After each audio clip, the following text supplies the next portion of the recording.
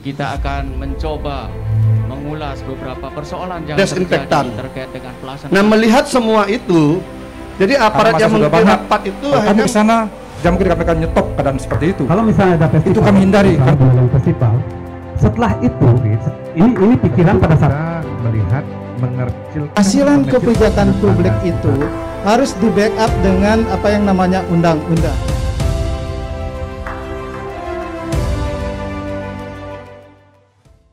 Pagi pemirsa Radio Guntur dimanapun berada, jumpa kembali bersama saya kali ini Tias Paramita di obrolan spesial untuk edisi Rabu 9 September 2020.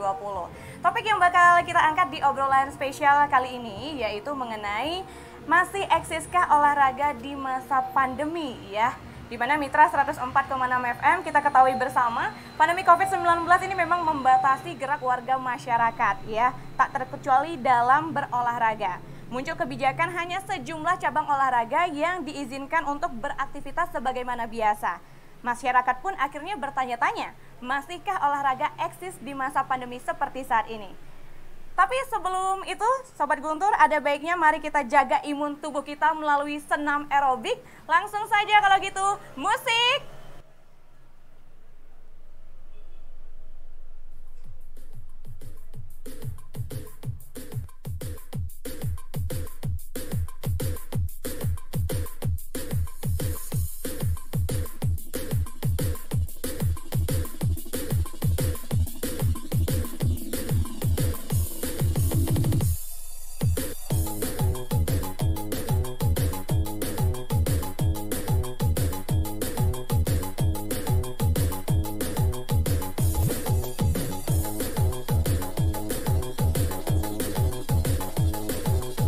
This is DJ Fuzzy on the remix.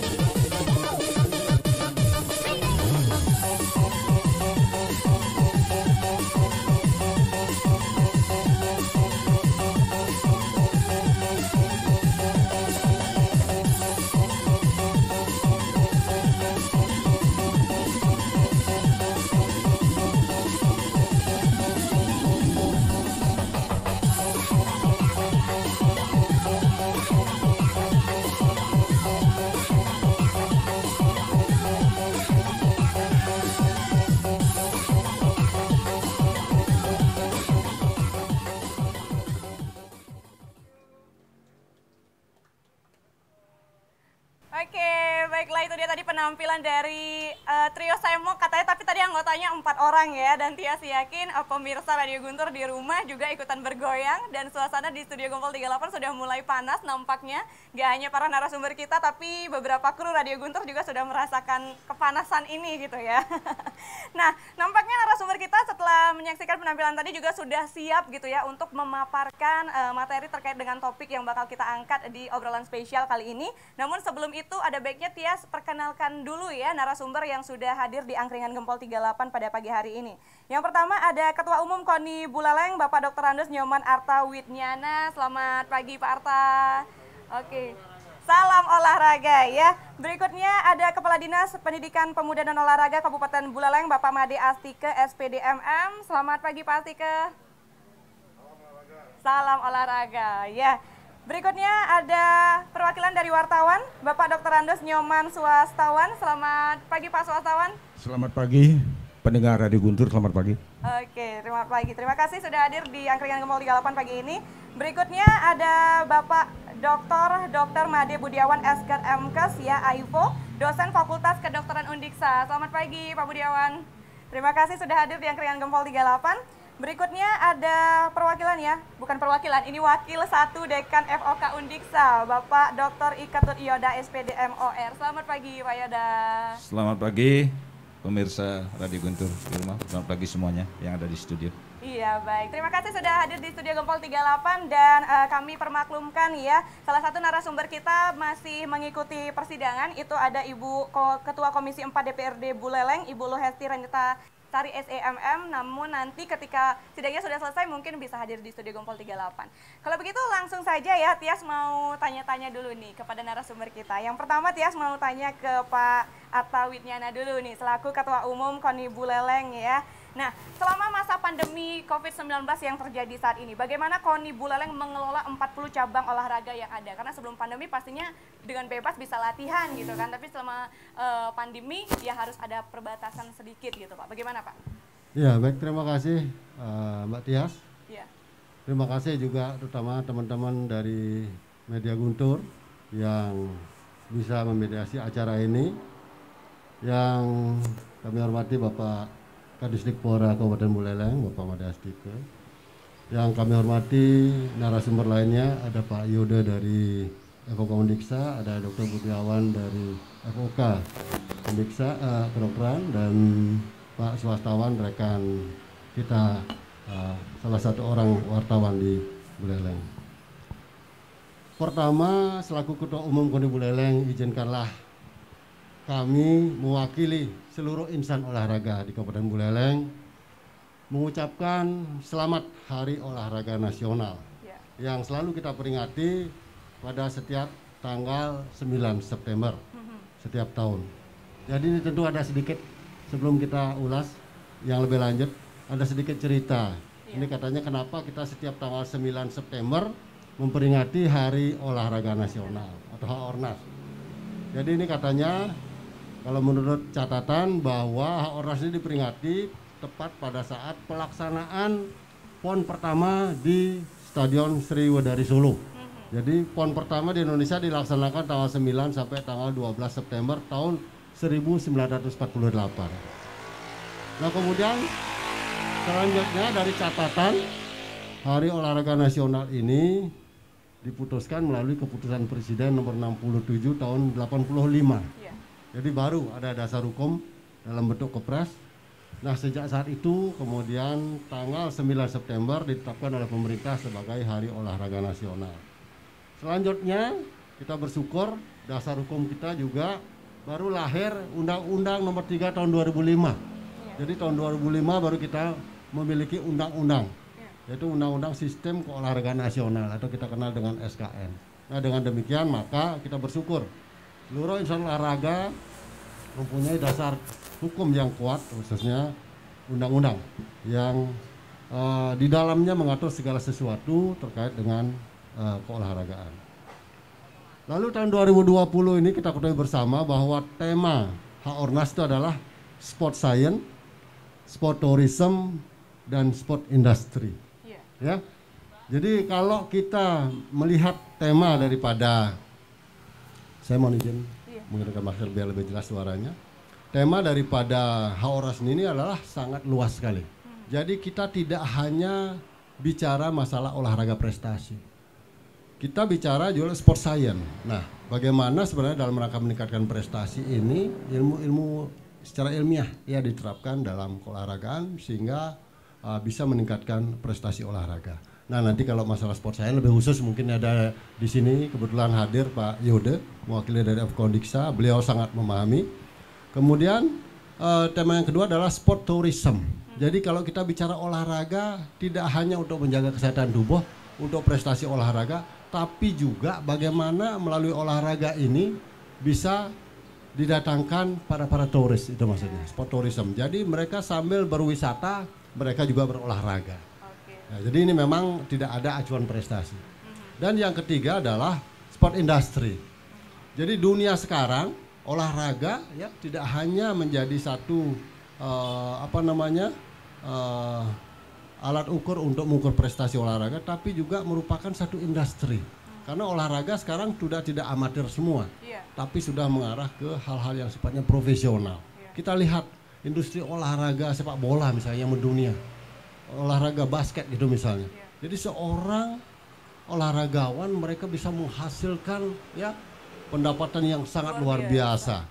Sekarang bahkan orang-orang terkaya di dunia sebagian besar adalah para atlet. Lionel Messi gitu misalnya, Ronaldo ya, Kobe Bryant di basket dan para petenis juga. Nah, itulah artinya bahwa sekarang olahraga itu sudah meliputi banyak hal.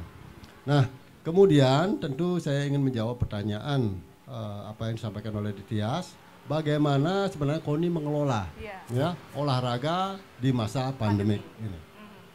Jadi kita ketahui bersama bahwa pandemik ini secara efektif sejak akhir Maret ya. Kita seluruh ya masyarakat merasakan bagaimana dampak daripada pandemi COVID-19 ini. Nah, khusus di olahraga, jadi kita ketahui bahwa selama memang masa pandemi COVID ini, seluruh kegiatan olahraga melalui venue-venue olahraga sementara ditutup sejak tanggal 15 Juni. Itu melalui surat dari pemerintah Kabupaten Buleleng. Nah dengan demikian tentu selaku ketua KONI yang membantu pemerintah daerah dalam hal ini untuk dalam rangka peningkatan dan pembinaan prestasi olahraga, kita juga sampaikan kepada seluruh pengkap olahraga yang ada. Jadi kita KONI Buleleng menaungi 40 pengkap olahraga atau cabang olahraga. Dari 40 cabang olahraga itu adalah cabang olahraga bela diri ada 11 cabang olahraga. Kemudian ada olahraga permainan ada 14 cabang olahraga. Lalu jenis cabang olahraga yang akurasi ada 9 cabang olahraga, dan jenis cabang olahraga yang terukur ada 6 cabang olahraga. Nah, sejak pandemi tentu kita juga bagaimana berharap agar seluruh masyarakat, terutama insan-insan olahraga, mereka selalu senantiasa menjaga kebugaran fisiknya. Walaupun mereka tidak berlatih di venue masing-masing, tapi kita menghimbau agar mereka senantiasa menjaga kebugaran tubuhnya, melakukan latihan secara mandiri di rumah masing-masing. Nah, itu sudah memang dilaksanakan dan dihormati oleh seluruh pemkab olahraga, karena memang mereka sudah bisa memaklumi. Tidak hanya untuk keamanan diri sendiri, tapi juga keamanan orang lain.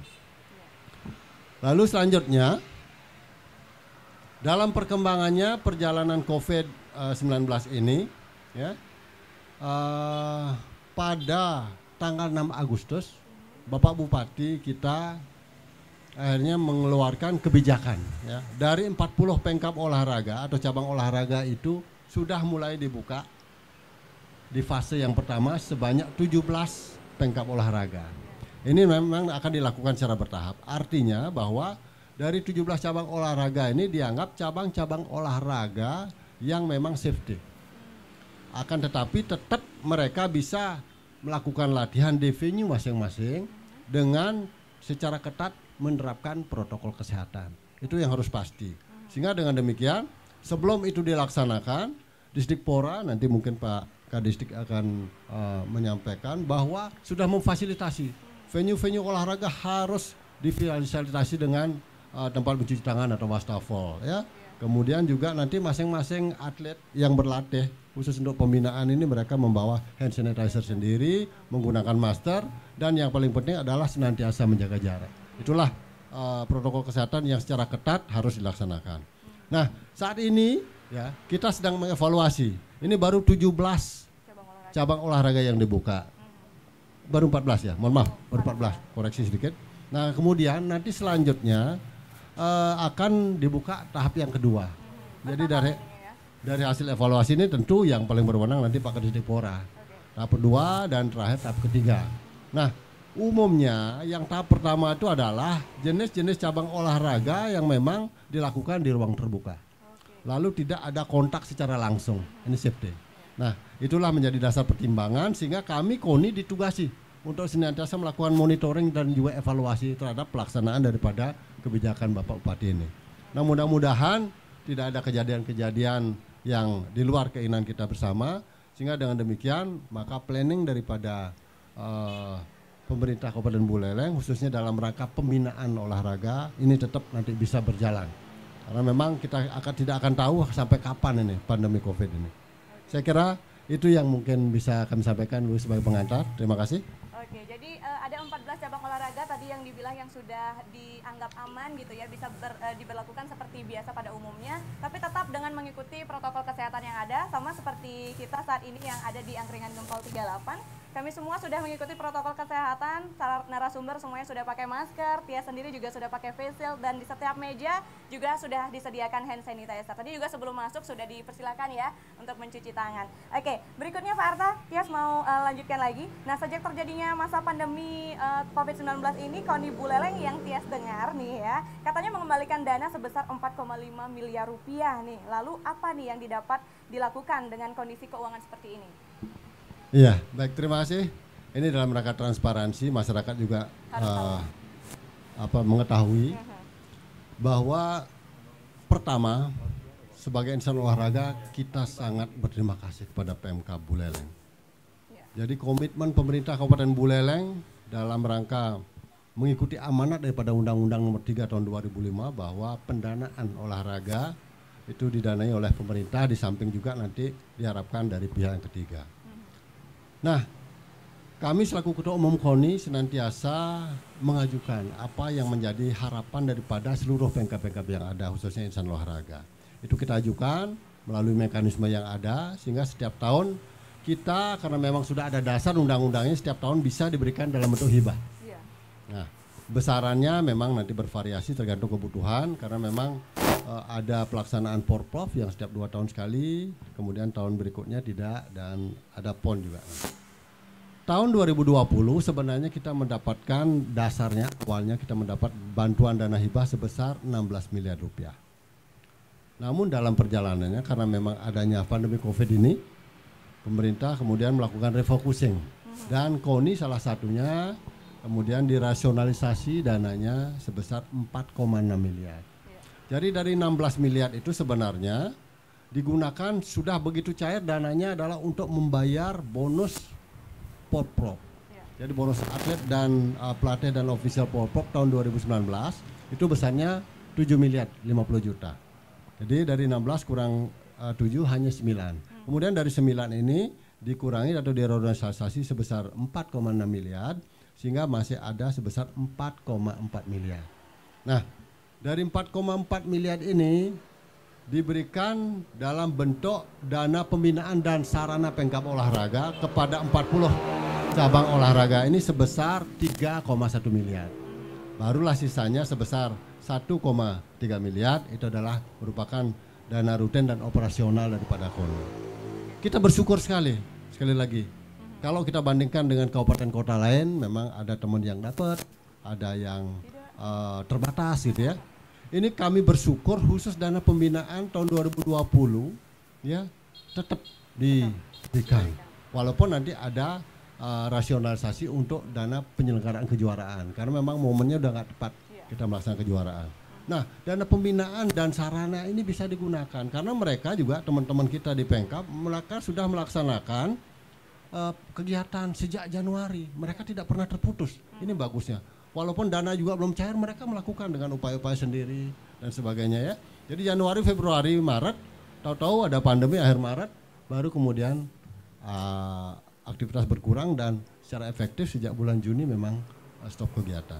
Namun demikian tentu dana ini juga mereka kita arahkan agar mereka menggunakan dana sebaik-baiknya karena memang dana ini tidak hanya dalam pola pembinaan tapi juga bisa digunakan untuk membeli sarana. Jadi sarana-sarana yang diperlukan, ini kesempatan juga. Dan masih ada sisa waktu kurang lebih 4 bulan ke depan, September, Oktober, November, Desember. Jadi mereka mencairkan dana dalam 2 tahap. Jadi serapan dana tahap pertama dulu, kalau sudah kemudian baru dicairkan. Nah, sekali lagi pada kesempatan yang baik ini kami seluruh insan olahraga mengucapkan terima kasih yang tak terhingga kepada pemerintah Kabupaten Buleleng sudah tetap memegang komitmen bisa memajukan olahraga Buleleng dengan memberikan bantuan dana secara rutin setiap tahun. Terima kasih. Oke, baik. Terima kasih Pak Arta atas pemaparannya tadi. Transparansi katanya ya harus disampaikan agar pemirsa juga mengetahuinya di rumah. Baik, kalau gitu Tias mau ke Pak Atika dulu selaku Kepala Dinas Pendidikan Pemuda dan Olahraga Kabupaten Buleleng. Pak Atika, selama pandemi COVID-19 yang terjadi saat ini tuh apa yang sudah dilakukan oleh Disdikpora terhadap lapangan atau venue cabang olahraga? Apakah ada servis atau dibiarkan begitu saja seperti sebelumnya, Pak? Baik, terima kasih pemirsa di rumah Guntur TV ya, Mbak Tias, rekan-rekan yang hadir di sini. Jadi sebagaimana di masa pandemi ini, kita sih di Disdikpora karena aset itu adalah menjadi dilimpahkan kepada Disdikpora ya untuk melakukan pengelolaan. Sebagaimana disampaikan tadi, kalau eksistensi yang diminta itu untuk kegiatan keolahragaan itu masih tetap eksis ya. Masih tetap. Tadi sampaikan transparansi oleh Pak Ketum KONI memang atas inisiatif beliau ya kok. Jadi KONI itu mengembalikan anggaran itu memang karena anggaran itu diestimasikan memang tidak bisa digunakan gitu ya selama pandemi COVID-19 ini. Namun demikian secara operasional masih diberikan, tadi sudah disampaikan dikembalikan angkanya sekitar 4,6 miliar ya. Baik, memang COVID-19 ini mengubah segalanya ya, mengubah segalanya. Ini bermula dari WHO, edaran WHO. Di pendidikan juga batasan geraknya juga seperti itu, termasuk kemudahan dan keolahragaan sebagaimana surat edaran dari Kemenpora ya. Jadi venue-venue yang tadi bukan hanya 14 saja cabang olahraga yang dibuka kita lakukan pemeliharaan, tidak, seluruh venue. Nah, mengingat adanya keterbatasan yang gerakan yang keolahragaan itu ya tentu sebagaimana arahan pemerintah terkait dengan protokol kesehatan Disdikpora telah menyiapkan beberapa hal. Jadi setiap venue-venue yang ada di yang menjadi aset kita itu telah kita siapkan, yaitu berupa tempat-tempat cuci tangan, gitu ya. Sudah semua itu kita siapkan semuanya ya. Jadi sebagaimana telah diedarkan dari Kementerian Pemuda dan Olahraga itu memang harus kita dalam menyikapi tatanan kehidupan baru itu memang harus mengikuti protokol kesehatan. Tentulah daftar-daftar periksa itu yang kita siapkan untuk di venue-venue itu. Oke, jadi wastafel disediakan dan sebagainya gitu Pak ya, mengikuti protokol kesehatan seluruh yang ada. Venue ya. Seluruh venue. Lalu untuk venue-venue yang mungkin tempat latihannya di dalam ruangan itu apakah sebelum memulai latihan disemprotkan disinfektan juga Pak atau gimana? Secara rutin sebagaimana yang telah dijadwalkan ya, baik dukungan dari pihak KONI juga, kita Disdikpora juga dan beberapa UPD sudah melakukan penyemprotan di beberapa titik tertentu. Sudah melakukan termasuk aktivitas-aktivitas yang umum ya. Nah, tadi kan juga disebutkan oleh Pak Arte bahwa Disdikpora hanya baru mengizinkan ya 14 cabang olahraga untuk melakukan aktivitas sebagaimana biasanya. Nah, apa dasar pertimbangannya? Mengapa tidak semua cabang olahraga nih diperkenankan melakukan aktivitas latihan? Apakah hanya karena mereka tidak melakukan kontak fisik secara dekat atau ada alasan lainnya, Pak? Iya, penularan itu kan karena kontak fisik. Jadi untuk sementara kita baru ini baru tahapan 1 sebenarnya ya. Kita membuka hanya 14 cabang olahraga, tentu yang kontak fisiknya tidak terlalu begini ya. Ya, itu. Jadi itu pertimbangannya cuma karena agar tidak kontak fisik gitu. Bukan ada pertimbangan lainnya, misalnya dekat-dekat ini ada perlombaan seperti itu Pak? Sampai saat ini tidak seperti itu ya. Tapi hanya physical distance yang kita harus terapkan sebagaimana protokol kesehatan. Oke, lalu untuk atlet-atletnya sendiri, apakah mereka melakukan pemeriksaan terlebih dahulu sebelum diperkenankan melakukan latihan gitu? Misalnya, siapa tahu aja kan ada yang menimbulkan gejala-gejala, dilarang dulu untuk latihan atau bagaimana? Sebagaimana kami sampaikan tadi, bahwa seluruh pembinaan atlet masih tetap dilaksanakan, ya. Artinya karena daftar periksa. Yang dimaksud daftar periksa itu adalah tempat-tempat cuci tangan sudah ada, di masing-masing pengcap sudah menyiapkan namanya termogan, tempat cuci tangan, hand sanitizer. Tentu sebelum atlet itu berlatih dicek juga sesuai dengan standar protokol kesehatan. Oke, jadi nggak ujuk-ujuk mereka mau latihan langsung diperkenankan gitu ya. Ada standar-standarnya lah yang harus dilakukan oleh para atlet ini sendiri. Nah, lalu dalam waktu dekat ini apakah sudah ada persiapan, mungkin ada perlombaan yang akan berlangsung untuk cabang olahraga tertentu mungkin Pak? Sampai saat ini masih belum kita menyiapkan hal itu, karena apalagi ya kita tahu bersama bahwa kondisi kita terus melemah ya, melemah artinya kalau tidak salah sudah ke posisi oranye, bahkan mungkin mendekati merah gitu. Jadi seluruh aktivitas itu tentu kita batasi, lebih-lebih dengan adanya peraturan Bupati nomor 41 ya, terkait dengan penggunaan masker dan sebagainya itu. Oke, jadi belum ada gitu ya Pak ya. Meskipun misalnya perlombaan secara virtual dari olahraga sendiri tidak ada di masa pandemi seperti sekarang ini? Kalau virtualnya sih ada. Ada beberapa. Kalau boleh tahu cabang olahraga apa aja Pak yang ada perlombaan secara virtualnya?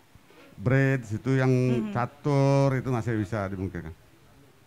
Oke. Ada beberapa cabang olahraga yang dilakukan secara virtual, tapi untuk yang secara langsungnya belum ada seperti itu. Nah, mungkin untuk tahapan berikutnya cabang olahraga apa lagi Pak yang mau diizinkan untuk melakukan aktivitas seperti biasanya?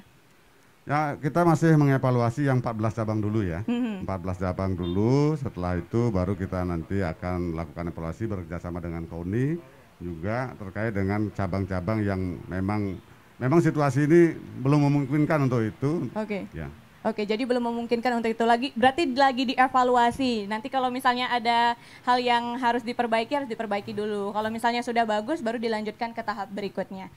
Oke, baik, terima kasih Pak Astika. Pak Arte, nanti yang lainnya sabar dulu untuk menunggu giliran Tias tanya-tanya ya. Dan untuk pemirsa Radio Guntur yang ada di rumah juga nanti di segmen berikutnya ya. Setelah Tias selesai untuk menanyakan para narasumber, Anda juga diberikan kesempatan untuk bertanya di 23455. Tapi kita break iklan sejenak untuk mendengarkan beberapa iklan yang mau lewat berikut ini.